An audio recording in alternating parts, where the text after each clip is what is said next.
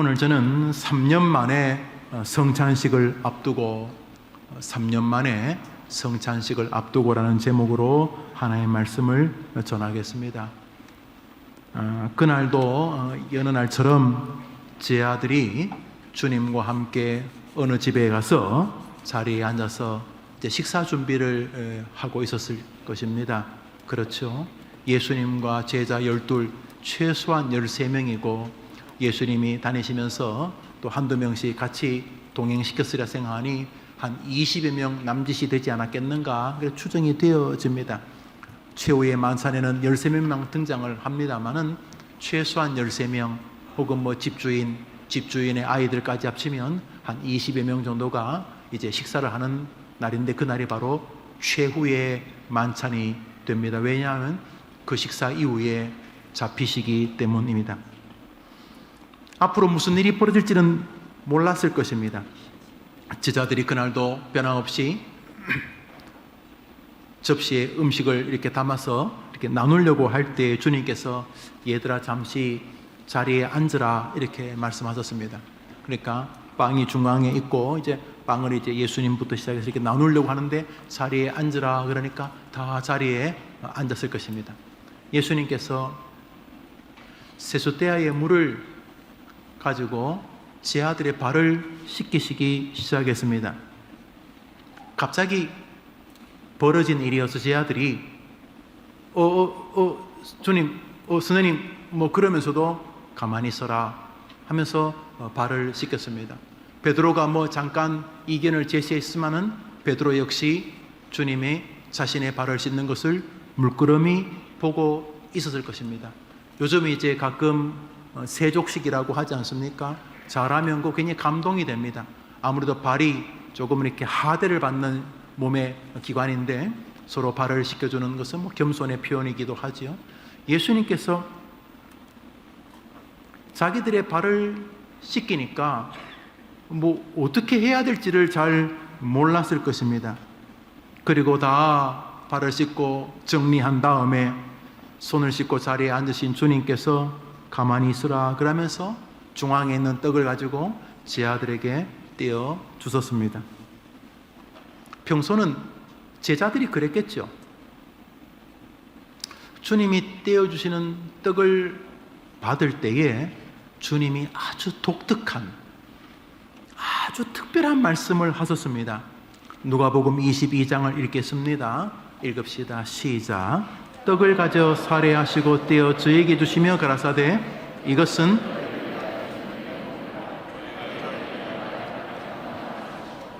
이것은 너희를 위해 주는 내 몸이다. 떡, 이스라엘 떡, 뭐 그저 설탕 없는 호떡 비슷한 그런 뭐 공갈빵 비슷한 뭐 그런 떡을 떼어 주시는데 뭐 그냥 오늘은 예수님이 서빙하시나 보다 넓게 생각해도 그 정도 생각이었을 텐데 떡을 떼주시면서 이것은 너희를 위해 주는 내 몸이다. 장난 같은데 얼굴에 미소라도 지으시면 같이 웃었을 텐데 워낙 진지하게 말씀하시니 한 명도 못 웃었습니다. 이것은 너희를 위해 주는 내 몸이다. 받아들고 이래 보고 있을 때 그 뒤에 나오시는 말씀이 너무너무 놀랄 말이었습니다. 이것을 할 때마다 나를 기념하라. 이 기념하라는 말은 참 멋지게 번역했는데 좀 더 좋은 단어는 기억하라. 영어로 remember 하라. remember, 나를 기억하라. 이렇게 말씀을 하신 것입니다. 모두들 당황해서 아마 서로 이렇게 뭐 우리 추측해 봅시다. 베드로나 안드레가 서로 이 뭐지? 뭐 그러지 않았겠습니까? 그래서 꾸역꾸역 이렇게 일단은 먹고 있었을 것입니다. 그리고 나서 이스라엘 백성들의 뭐 음료수죠. 워낙 물이 안 좋으니까 포도를 갈아서 넣었는데 그게 시간이 지나면 또 뭐 술이 좀 되지 않습니까? 술이 가끔 집에서 포도즙을 가지고 이렇게 정말 그분들은 뭐 술도 안 넣고 포도즙을 이렇게 몸에 좋다고 만드는데 그 어떻게 잘 보관하면 아니지 잘못 보관하면 아니지 잘 보관하면 술이 비슷해지죠. 그런 거 모르세요? 그 비슷해지면 꼭 저를 초청을 해요. 목사님 술 아닙니다. 술인데? 아무것도 안 넣었어요. 뭐 자기가 이렇게 포도라는 것이 뭐 와인이 그런 거 아닙니까? 근데 물이 워낙 안 좋으니까 그 타서 이제 음료수로 먹은 것일 텐데 뭐 술이든 뭐 포도즙이든 간에 주님께서 포도주를 한 잔씩 다 들려주면 빵하고 그냥 먹을 수는 없으니까 목이 막힐 테니까. 그런데 그 포도주를 따르면서도 독특한 말씀을 하셨습니다. 20절입니다. 읽읍시다. 시작. 저녁 먹은 후에 잔도 이와 같이 하여 가라사대 이 잔은 내 피로 세우는. 이 포도주는 그러면 말이 될 텐데 이 포도주는 내 피를 상징하는 것이다. 이렇게 말씀을 하신 것입니다. 그리고 이것은 너희를 위하여 붓는 것이다. 이 말은 이 피는 너희를 위해 흘리는 것이다. 한 명도 이해 못했습니다. 한 명도. 이해했으면 도망가나요? 예수님 배신하나요? 그 다음날 예수님 배신하는데 한 명도 우리 다음 주에 할 성찬식을 이해 못했습니다. 첫 번째 성찬식이었습니다. 주님께서 자신들에게 떡과 잔을 주시면서 이것이 너희를 위해 찢기는 내 몸이고 너희를 위해 흘리는 내 피라고 말씀하셨지만은 제자들은 하룻밤의 해프닝으로 보았을 것입니다.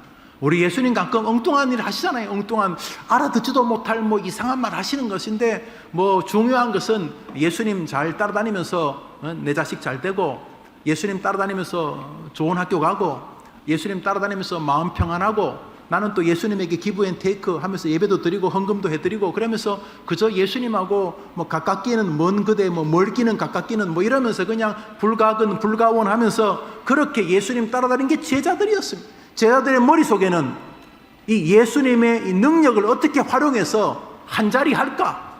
어차피 한 인생인데 예수 어떻게 잘 오르고 달래가지고 이 양반 통해서 어떻게 한번 인생의 빛을 한번 볼까? 어떻게 인생에 한번 골든벨을 던질까?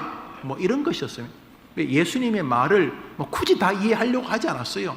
어차피 뭐 예수님은 딴 세계에 사는 것 같고 여튼간에 예수님 잘 오르고 달래가지고 마음의 평강도 얻고 뭐 다행히 구원도 준다면 그것도 고맙고 뭐 아니어도 그저 예수님하고 적절한 관계를 형성하면서 내 할 내가 하고 가끔 어려우면 예수님에게 도움 구하고 또 다 쓰면 또 예수님 또 자기 자리 가시고 나는 내일 하고 뭐 이렇게 제자들에게 예수님은 그저 가끔 도움을 주는데 가끔은 결정적일 때 평소는 내가 알아서 하고 뭐 이런 정도였습니다. 그래서 예수님 이용해서 한번 한 자리 해보겠다 뭐 이런 생각만 가지고 예수님을 따라다녔어요. 안 믿는 건 아니었어요. 예수님을 적절하게 믿어준다는 말이 적절한 표현 같네요.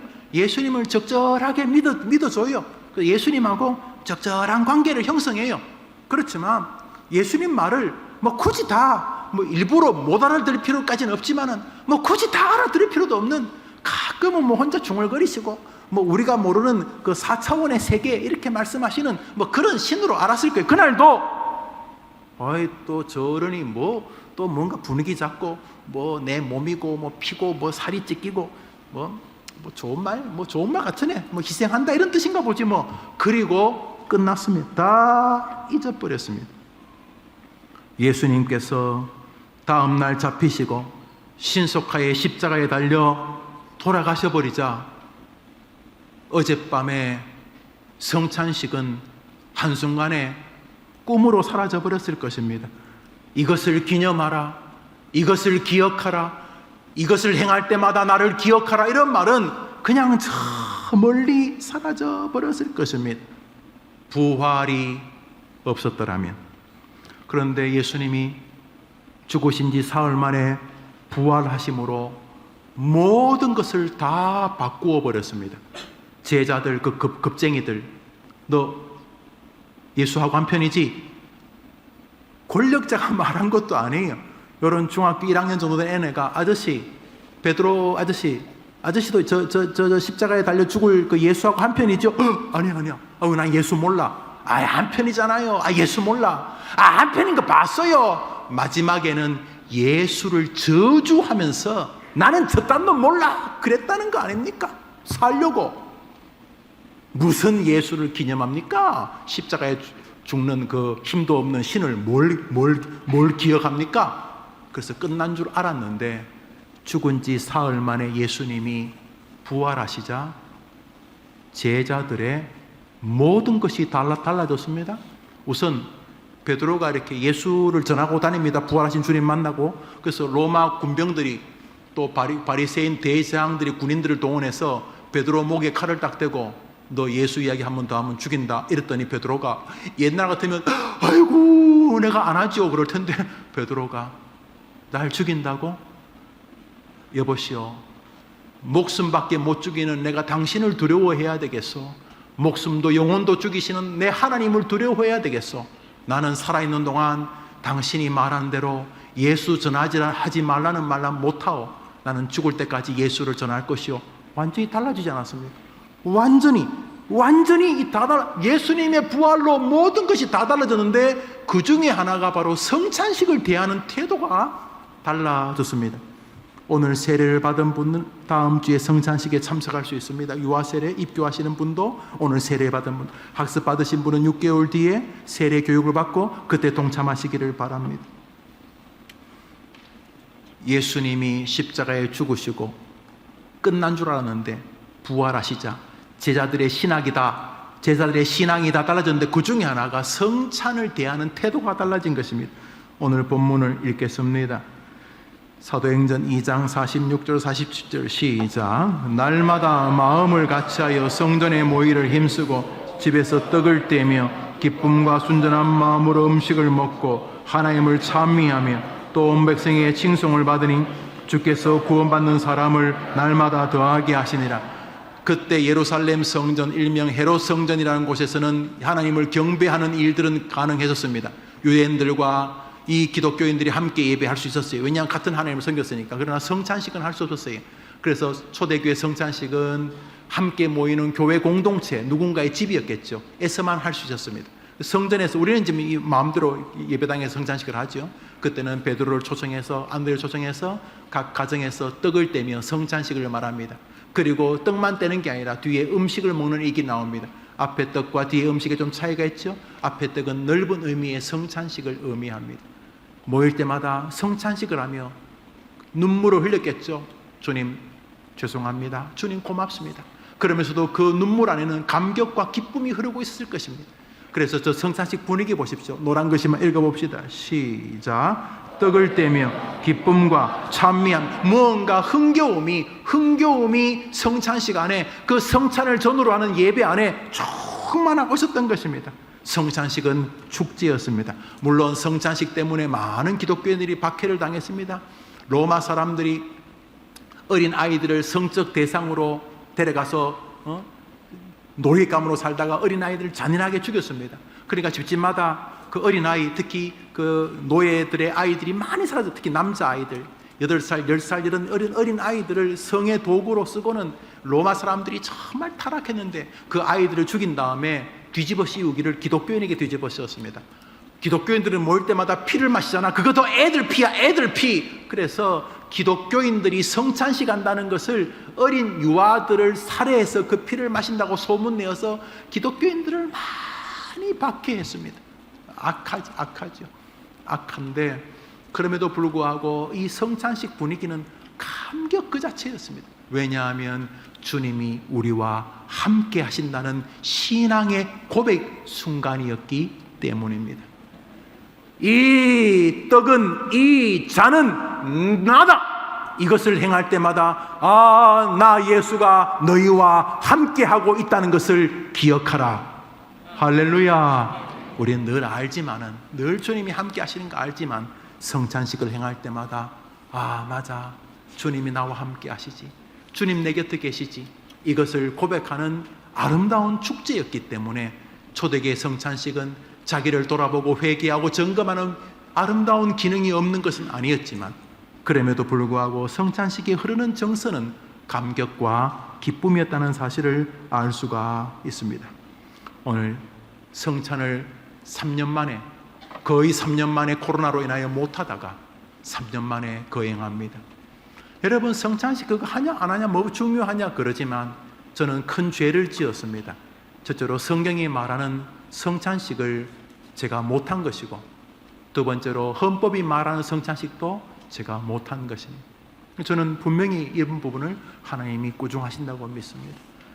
정부의 시책을 협조한 부분은 있지만은 제가 굉장히 비겁한 목사였기 때문에 성찬식을 못한 것이죠. 성찬식은 우리의 기호와 성도들에게 은혜를 끼치기 위해서 하는 것이 아닙니다.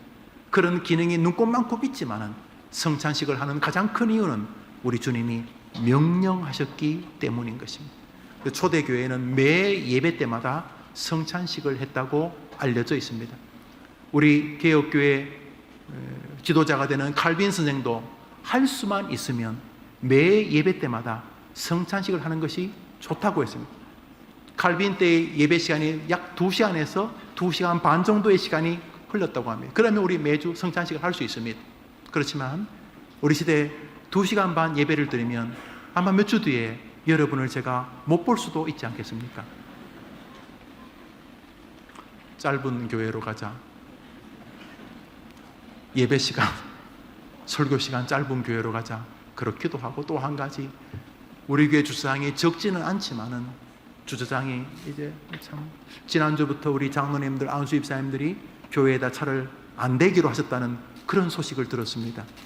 놀라시는 분 꽤 많으신데, 이제 우리 차량은 여기 망월 초등학교 또 강동 중학교 거기 한 200대 150대 좀 되니까 그 정도 비켜주시면 지금 4층까지 주차가 다 찬다고 하니까 여러분들이 좀 항존직이 수고해 주면 좋겠다. 우선 장로님들부터 앞장서신다니 고맙습니다. 여튼간에 이렇게 모여서 교제하는 일은 기쁜 일이 아닐 수가 없습니다. 성찬식이 주는 가장 큰 의미는 이것입니다. 한번 따라합시다. 예수님이 우리와 함께 하신다. 주님은 성찬을 통해서 당신이 우리 곁에 있다는 것을 우리가 다시 확인하기를 원하시는 것입니다. 읽었던 누가복음 22장 19절을 읽습니다. 시작. 떡을 떼어 저희에게 주시며 가라사대 이것은 너희를 위하여 주는 내 몸이라. 너희가 이를 행하여 나를 기념하라. 주님이 나를 위해 죽으셨다. 나는 죄인이다 하는 신앙 고백이 성찬식에 분명히 있습니다. 그러므로 성찬식에는 자신의 죄책과 그에 대한 회개가 분명히 흐릅니다. 아마도 여러분이 다음 주 성찬식에 떡과 잔을 받을 때 그 마음을 가질 것입니다. 주님, 정말 죄송합니다. 이 떡과 이 잔을 받기에는 너무 허접한 목사입니다. 집사입니다. 성도입니다. 청년입니다. 학생입니다. 여러분이 그렇게 고백하게 될 것입니다. 동시에 여러분은 그 떡과 잔을 받으면서 이 잔은, 이 떡은 내 몸이다, 내 피다고 말씀하신 것을 기억하며 주님, 이 떡과 이 잔만이 아니라 주님이 지금도 나와 함께 계시니 감사합니다. 주님이 동의하는 것을 고백하게 될 줄 믿습니다. 떡을 먹으면서 잔을 마시면서 내 안에는 그리스도가 살아계시고 내 안에는 그리스도의 피가 흐르고 있다고 고백하게 될 것입니다. 주님은 성찬을 통해 우리 주님이 우리와 날마다 함께 하신다는 것을 예배를 통해 확증하고 성찬을 통해 고백하기를 원하시는 것입니다. 성찬식, 주님은 우리에게 명령하셨으니 칼빈은 성찬식은 그 자체가 설교라고까지 선포했습니다. 사도 바울의 말입니다. 고린도전서 11장입니다. 읽읍시다. 시작. 내가 너희에게 전한 것은 주께 받은 것이 곧 주 예수께서 잡히시던 밤에 떡을 가지사 축사하시고 떼어 가라사대 이것은 너희를 위하는 내 몸이니 이것을 행하여 나를 기념하라 하시고 식후에 또한 이와 같이 잔을 가지시고 가라사대 이 잔은 내 피로 세운 새 언약이니 이것을 행하여 마실 때마다 나를 기념하라 하셨으니 너희가 이 떡을 먹으며 이 잔을 마실 때마다 주의 죽으심 오실 때까지 전하는 것이니라. 사도 바울은 분명히 말합니다. 성찬식은 무조건 거행해야 하는 것이다. 언제까지? 주님이 우리 앞에 오실 때까지. 주님이 우리 앞에 오시는 건 두 가지입니다. 주님이 이 땅에 임재하시는 것입니다. 주님이 말 그대로 이 땅에 오시는 것입니다. 반대로 우리가 살아있을 때 주님을 그렇게 보지 못한다면 우리는 주님 앞에 설게 될 것입니다. 그건 죽음입니다. 똑같은 거죠. 주님이 우리 앞에 있다는 것은 똑같은 거죠. 우리가 죽음을 보지 않고 주님이 이 땅에 오시는 건 주님의 임재이시고 우리가 그걸 죽음을 보지 않고 주님을 만나는 것이죠. 또 반대로 우리가 죽음을 통해서 주님을 만나는 것도 결론은 똑같죠. 우리 앞에 주님이 계신 것이고 우리가 주님 앞에 가는 그날까지 성찬식은 거행하라고 명령하고 계시는 것입니다. 그러므로 우리는 성찬을 지키는 과정과 성찬을 준비하는 과정과 성찬을 행하는 모든 과정 속에서 주님이 나와 함께 하시지. 떡을 만들고 포도즙을 만들면서 주님이 우리와 함께 하시지. 분배하면서 주님이 함께 하시지. 함께 떡을 먹고 잔을 마시면서 정말 주님이 함께 하시지. 나를 위해 땅에 오신 주님이 나의 구주시지. 주님은 지금도 내 앞에, 내 안에, 내 위에 계시지. 이렇게 고백하게 주님이 원하시는 것입니다. 그러므로 성찬을 행하는 첫 번째 이유는 따라합시다. 하나님께서 성찬을 통해 예수님이 우리와 함께 한다는 사실을 가르치시려는 것입니다. 복된 성찬의 주인공 되기를 축원합니다. 두 번째로 한 번 더 합시다. 하나님은 성찬을 통해 성도들이 한 형제요 한 하나님의 자녀라는 사실을 기억하며 살기를 원하십니다. 고린도서 10장입니다. 10장 시작. 우리가 축복하는 바 축복의 자는 그리스도의 피에 참여함이 아니며 우리가 떼는 떡은 그리스도의 몸에 참여함이 아니냐. 떡이 하나요 많은 우리가 한 몸이니. 노란 글씨만 읽습니다. 시작. 떡이 성경 안에 심어놓은 성경 해석자로 불리는 사도 바울의 성찬의 개념은 명백합니다. 성찬을 통해 교회를 하나로 만들려는 주님의 의도라는 것입니다.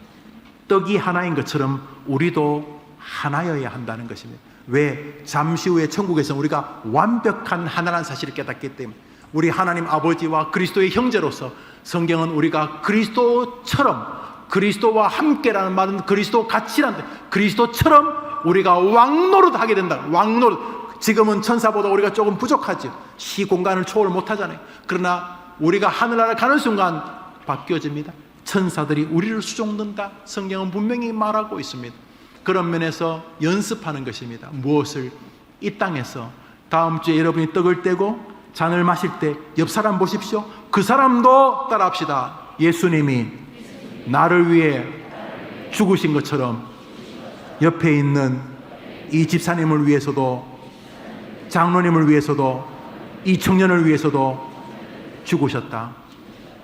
예수님이 나를 위해 죽으신 것처럼 예수님이 옆에 있는 이 사람을 위해서도 죽으셨다고 깨달으면서 하나님은 성찬을 통해 교회가 하나 되게 하려는 의도를 가지고 계신다는 것입니다.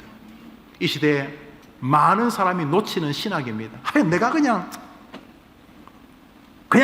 교회 나가줄게요. 11조 내주고 그럴 테니까. 제발 나 좀 신경 쓰게 하지 마세요. 자꾸 신방 오면 나 딴 교회 갑니다. 이런 사람 있어요. 막 겁을 팍 줘요. 목사님, 예, 제가 해림교 온 이유가요, 제발 좀 가만 놔두라고 왔어요. 우리 교회는 없어요. 우리 교회는 없어. 그런데 주님은 성찬을 통해 그거 아니라고 말씀하신다는 것입니다. 바울의 해석입니다. 성찬식은 예수님이 우리와 함께 하신다는 사실을 알리는 교리일 뿐만 아니라 성찬식은 너희들이 해림교회 식구로 모여가지고 서로 부족하지. 부족하니까 예수님이 죽었지. 서로 부족한데 내가 부족한 사람인 것처럼 이 사람도 부족하고, 내가 주님이 필요한 것처럼 이 사람도 주님이 필요하고, 예수님이 나를 위해 죽으신 것처럼 예수님이 이 사람을 위해서도 죽으셨구나. 우리가 한 가족이구나. 우리가 하나구나. 우리가 한 몸으로 한 힘을 모아서 주님을 높여야 되겠구나. 이런 교회가 되라고 주님이 우리에게 성찬식을 주는 것인 줄 믿으시기를 바랍니다. 그러니까요, 싸움박질하는 교회는요, 성찬식을 다 망가뜨리는 교회입니다. 다 망가뜨리는 교회인 것입니다. 주님은 성찬을 통해 우리가 서로 사랑하고 위로하고 동력하기를 원하는 것입니다. 한 줌밖에 안 된 초대교회 교인들이 어떻게 세상을 불질러 놓습니까? 우리 주님이 우리와 함께 한다는 사실과 더불어 우리는 한 형제다. 한번 더 합시다. 우리는 한 형제다. 이 사상이 세상을 불질러 놓은 것입니다. 초대교회의 다른 로마 사람이나 주변 사람들이 초대교회 성도들을 두려워했다는데요, 초대교회 성도들이 뭐가 두려워요? 늘 사자굴에 들어가서 사자 밥 대고 얻어맞고 그랬는데, 초대교회 성도들을 세상 사람들이 두려워했던 것은 저들은 저것들은 찢어지기 가난한데 저렇게 얻어 터지고도 어떻게 저것들은 서로 모이면 희락락거리고 서로 위로하고 격려하고, 아니 저것들은 어떻게 지구가 석자인데 다른 사람을 돌보고 어떻게 저것들은 이렇게 어려운데도 서로 위로하고 사랑하는가. 세상 사람들이 초대교회에 뭘 두려워했냐 하면 성도들이 서로 교통하는 것을 두려워한 것이죠. 여러분, 초대교회 그 몇 명 되지도 않잖아요. 짧게는 12명, 70명, 500명, 몇 명 되지도 않아요. 예수님을 따라다니던 그 제자 몇 명, 그거 다잖아요. 그것이 어떻게 전 세계를 불질렀는가. 따라합시다. 내 안에 예수님이 계신다. 이게 첫 번째고요. 두 번째 따라합시다. 우리는 한 가족이다. 우리는 한 형제다. 그게 봐요. 우리는 서로 사랑해야 한다. 이게 세상을 교회가 불지른 이유입니다. 여러분, 해림교회 요즘 참 전도를 많이 하십니다. 지난 사랑주일 이후로 전도를 많이 하십니다. 어떤 분들은 목사님 고기를 구워 먹었기 때문에 힘이 나서 전도를 많이 한다고 그러더라고요. 고기를 구워 먹어서 힘이 난다. 그렇다면 매주 할 수도 있지 않겠습니까? 우리 안수입 사람들은 막 경기가 나겠지만 뭐 전도만 한다면. 그런데 초대교회가 세상을 불지른 가장 큰 이유는 예수님이 우리와 함께 한다는 이 신앙 고백과 더불어 우리 그리스도인들은 형제다. 우리는 한 가족이다. 서로 사랑하라는 주님의 교리를 이해한 사랑의 공동체적 정신 때문이었습니다. 우리 해림교회가 열심히 전도에서도 부흥합니다. 맞습니다. 그러나 더 큰 부흥은 우리 안에 서로 사랑이 있을 때 이 교회는 이 지역을 다 살릴 수 있는 줄 믿으시기를 바랍니다. 여러분, 모일 때마다 서로 비아냥거리는 이 시대, 남을 야유하는 걸 농담거리로 삼는 이 망할 시대인데, 남의 약점을 웃음거리로 사는 정말 이 망할 시대인데, 이 교회에 왔을 때는 자기의 뒤통수에 대고 자기를 비난하지 않는 것을 느낀다면 우리는 크게 전도 안 해도 서로 위로하고 서로 격려하고 모이면 서로 저 장로님 정말 대단해, 저 권사님 정말 대단해, 정말 서로 모일 때마다 서로 위로하고, 그래서 불신자들이나 새로운 가족들이 이 교회에 왔을 때 우리가 그리스도 안에서 우리 주님이 우리와 함께 하듯이 우리는 서로 함께 해야 될 그리스도의 피로 맺어진 형제라는 사랑의 공동체가 되어지면 그 모습으로도 세상을 불지를 수 있다고 믿으시기를 바랍니다. 이게 성찬식의 의도라는 것입니다.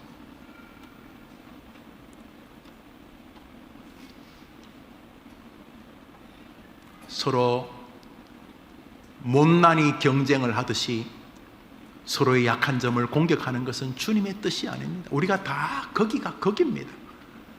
남을 공격하는 기준을 가지고 10분의 1만 자기를 대해도 자기는 100배쯤 더 공격받을 게 많다는 것을 아실 것입니다. 그런 면에서 오늘 성찬식을 준비하면서 우리 마음에, 맞아, 주님이 우리와 함께 하시지, 이 떡과 이 잔, 그래 주님이 내 안에 계시지, 내 앞에 계시지, 내 위에 계시지, 맞아, 주님이 함께 하시지. 동시에 성찬은 나를 위해 예수님이 죽으신 것처럼 옆에 있는 이 사람을 위해서도 죽으셨지. 이 사람 정말 귀한 사람이구나. 예수님이 피를 주고 예수님이 생명을 걸고 건진 사람, 이 보통 사람이 아니구나. 이러면서 교회가 서로 그리스도의 거룩한 피 때문에 사랑하는 은혜의 교회 되기를 축복합니다. 초대교회는 그런 면에서 기쁨과 웃음이 있었다는 것입니다. 오늘 우리는 세례식을 거행했습니다. 세례식을 거행한 것도 아까 말했듯이 이렇게 스테인그라스 불 은근하게 끄고 분위기 잡고 올겐 반주 나오고 피아노 반주 감동 이래려고 하는 거 아닙니다. 그런 요소가 일부분 있습니다. 일부 세례식 진지해지니까 죄도 고백하고, 그래 내가 죽습니다, 물에 빠져 죽습니다. 이게 세례 밥티즘이나 물에 빠지면 물에 빠집니다. 예, 다시 삽니다. 나 예수로 다시 삽니다. 이런 고백이니까 감격스럽지만은 이 세례식의 가장 큰 의미는 순종에 있습니다. 뭐요? 하나님, 우리가 하나님 명령하신 거 순종합니다 라는 고백이 있다는 것입니다. 마태복음 28장 19절입니다. 마태복음 28장 19절입니다. 시작. 그러므로 너희는 가서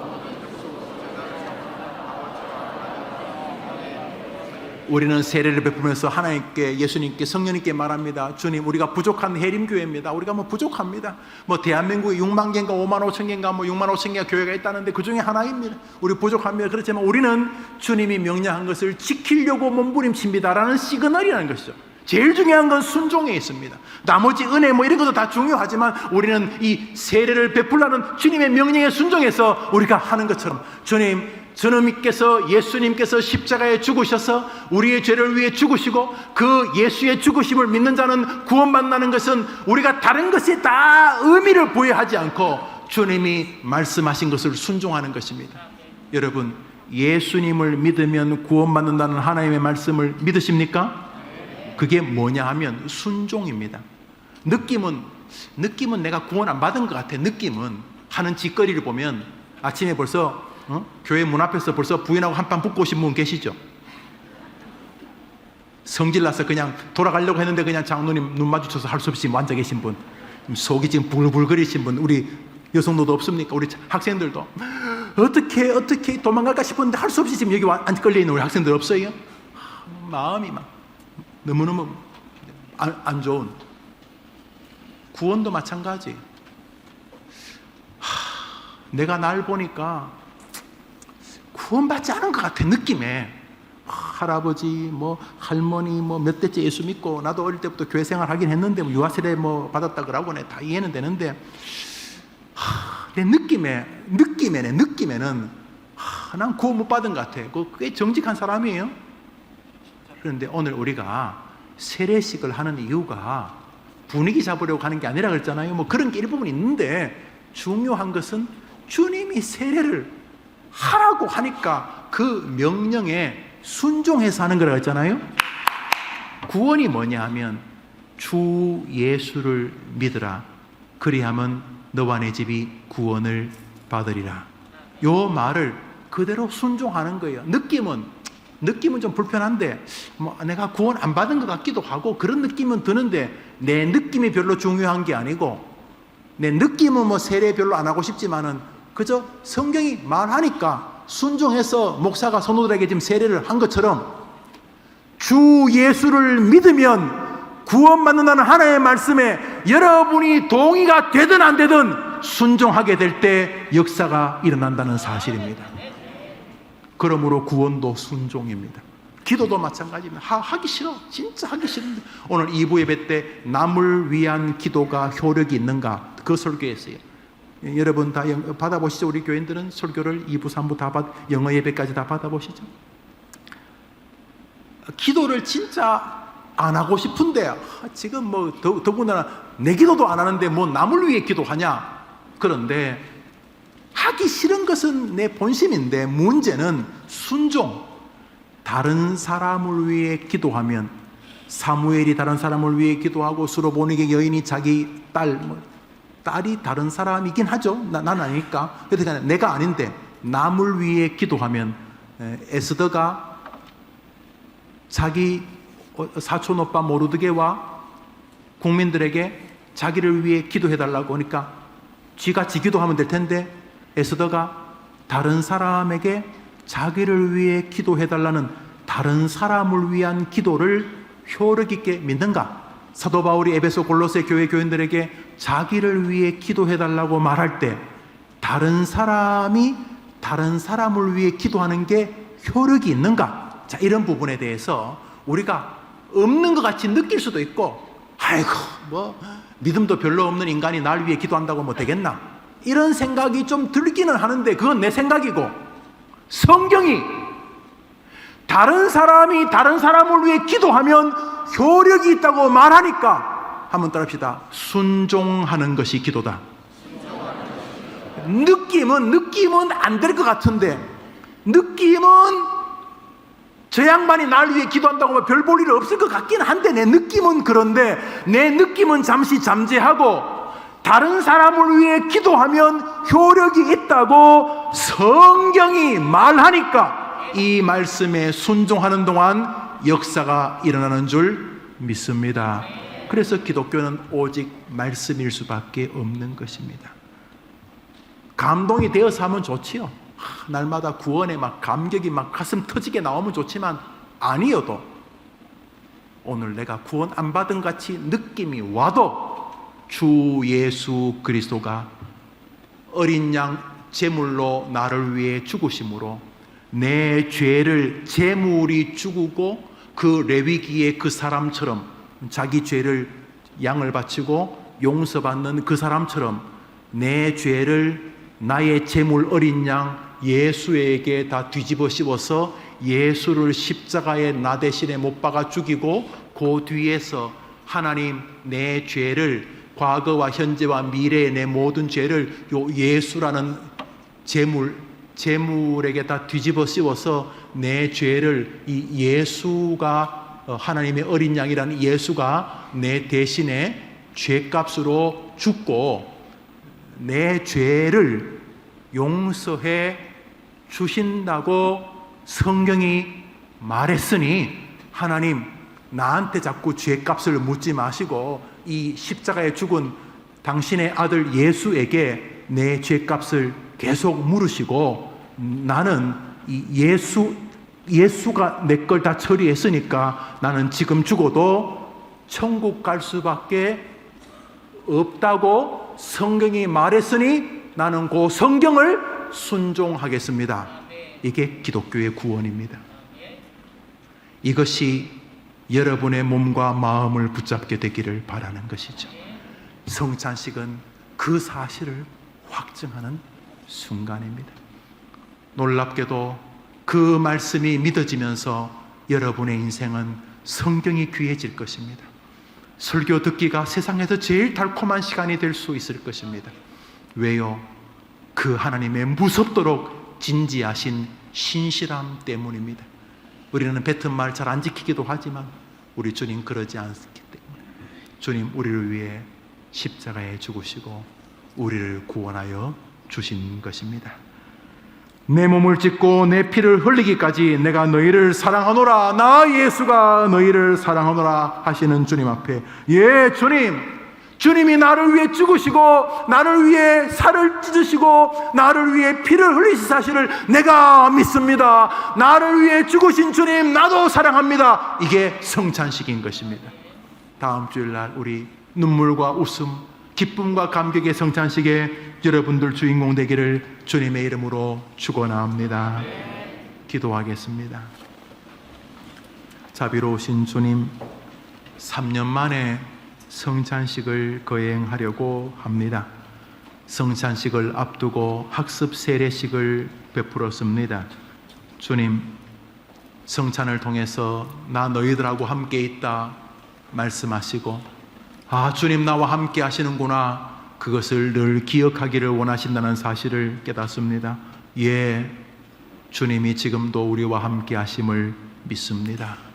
성찬식을 통해서 너가 귀한 것처럼 옆에 있는 그 사람도 귀하다, 이 땅에서 해림교회에서 서로 사랑하는 힘, 서로 격려하는 힘, 서로 위로하는 힘을 나 여호와에게 보이고 뿐만 아니라 세상에 보이면서 하나님의 살아계심을 증명하라, 그것을 기억하는 성찬식 우리에게 주신 줄 믿고 다음 주일 성찬을 행하면서 예수님 우리와 함께 하시듯 내 옆에 있는 사람이 소중하다는 믿음의 공동체성이 다시 한번 굳건해지면서 성도가 서로 교통하는 것이 왜 신앙인지를, 왜 능력인지, 왜 우리의 미션이고 사명인지를 기억하는 은혜의 시간이 되게 하여 주시옵소서. 약 2년, 3년 만에 가지는 다음 주의 성찬식이 축복과 영광의 날이 되기를 바라며 우리 곁에 계신 주님과 우리의 아름다운 동역자들을 주신 것을 감사하며 행복해하는 아름다운 주일 성찬의 예배가 되게 하여 주시옵소서. 특별히 함께 예배하는 우리 청소년들, 질풍노도의 시기, 하고 싶은 것과 할 수 있는 것 사이에 능력의 한계와 몸과 마음의 언밸런스 속에서 갈등하고 있을 저 젊은이들에게 예수가 답이 된다는 사실을 보여주시옵소서. 예수님의 이름으로 기도합니다. 아멘.